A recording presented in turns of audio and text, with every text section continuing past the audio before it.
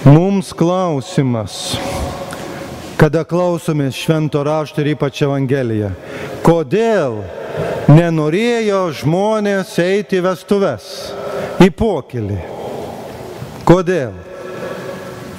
Klausimas. Tai toks klausimas. Kada klausomės, turėtum galvoti, kodėl jie nenorėjo eiti?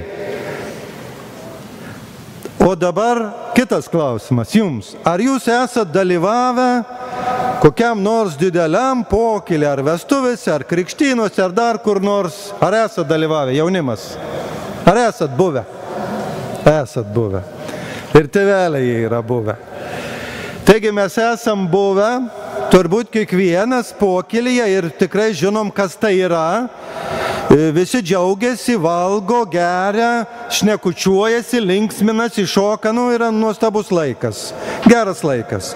Tai dabar įsivaizduokit, mūsų šalies prezidentas pakviečia mus į pokylį, galingą pokylį. Pakviečia, o ten valgiai nematyti, neregėti, ypatingo skonio, ypatingi virėjai, ten paruoši tokius stalus didžiausius, kviečia. Ar važiuotumėte į tą pokylį? Nežinot, tylit. Ar važiuotumėte į pokylį? Mergaitė vien sako. Taip, drąsiau truputėlį. Važiuotume ko gero, bet jūs tokie rezervuoti, žinot, galvojate, palauk, ką čia reiškia, jeigu tai būtų, aišku, čia taip, žinot, fantazija tokia, aišku, bet primetat, kaip čia būtų. Turbūt jūs pagalvojate ypatingai, tėveliai, o kiek kainuotų? Gal man reiktų užsimokėti už tuos valgius? Jau tada galvotumėt, jeigu kainuotų daug, ką aš važiuosiu? Aš namuose turiu valgyti ir pakaks man, ką aš turiu. O jeigu nekainuotų, ir jeigu ypatingas tas pokylis, jau turbūt gal ir važiuočiau. Taigi, kiek kainuotų tas pokylis? Žinot, pasakyti veltui yra lengviausia. Nieko nekainuotų, bet ir kainuotų. Dėl to atsisakė eiti vestuves, kad reikėjo turėti ką? Jeigu atsimenat, kas paskaitė kunigas Vidmantas. Sakė, atėjo karalius pasižiūrėti svečių tame pokylyje ir pamatė žmogų neapsirengusi vestuvių drabužiu. Jis sako, kaip tu čia įėjai? Be rūbo. Taigi reikėjo vestuvių rūbo. Ir mes, kada klausomės, aišku, mes galbūt netkreipiam dėmesį. Ką tas rūbas? Ką jis reiškia? Šventame rašte visada yra, žinot, tokios prasmės didesnės. Ką tas rūbas reiškia? Viskas sukasi, kaip jūs suprantat, apie Dievo karalystę. Taigi mes esame pakviesti į Dievo karalystę. Kas ta Dievo karalystė yra, pakankamai nelengva paaiškinti, bet tai yra gyvenimas, kurį gyvenam čia ir kuris tęsis taip pat amžinybėje. Tas gyvenimas. Ir tas gyvenimas, kurį mes esame pakviesti, yra kaip pokylis. Kaip pokylis. Yra džiaugsmingas, yra linksmas, yra visko. Kartais pokyliai susimuša, vestuvėse, svečiai susimuš visko. Tai ir pas mūsų gyvenime yra, kada mes susimušam arba kariaut pradeda, kaip štai girdim šiais laikais vieni su kitais. Mes esam pakviesti į pokylį. Bet turim turėti vestuvių rūbą. Jeigu norim tame pokylyje išbūti, Dievo karalystėje, nebūti išmesti laukan. Kas tas rūbas?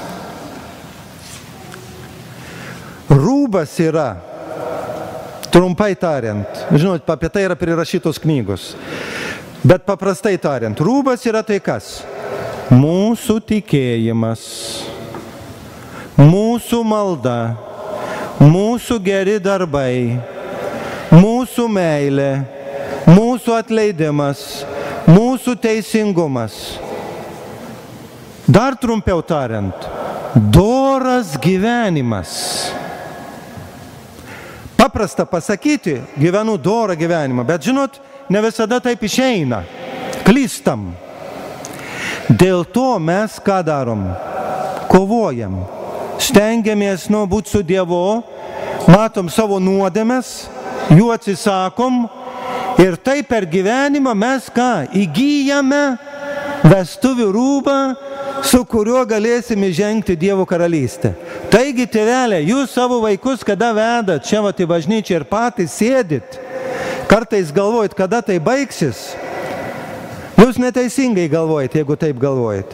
Nes jūs padedat savo vaikams suprasti ir įgyti vestuvių rūbą, kurį be abejonės jie turės puoselėti.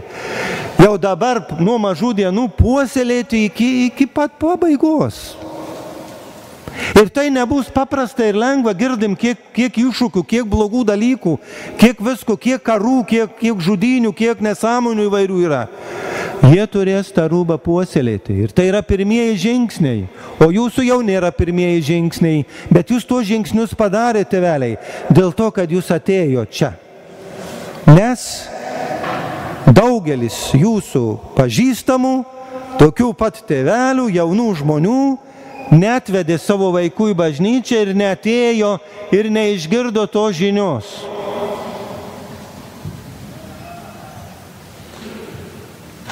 Nes pasakyta buvo, paskutinis dalykas, ką noriu pasakyti, Evangelijui.